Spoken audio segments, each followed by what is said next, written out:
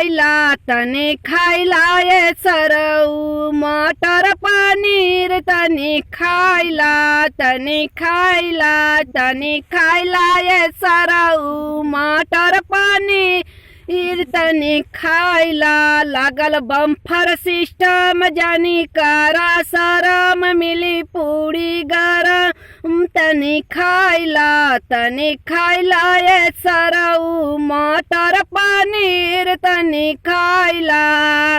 कहीं लिट्टी रखल बा कहीं चोखा रखल बा तोरे दीदिया का गरम समोसा रखल बा। कहीं लिट्टी रखल बा कहीं चोखा रखल बा तोरे दीदिया के गरम समोसा रखल बा।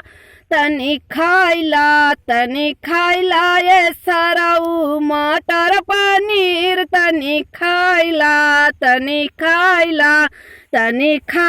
ये सरऊ मटर पनीर तनी खाइला।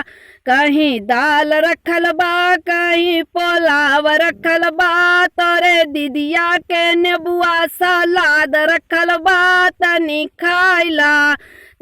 खाइला ये सरऊ मटर पनीर तनी खाइला।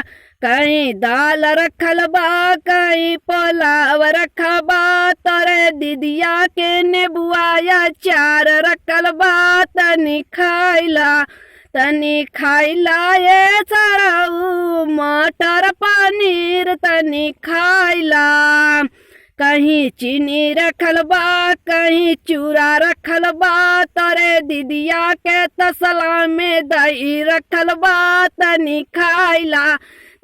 खाइला ये सरऊ मटर पनीर तनी खाइला।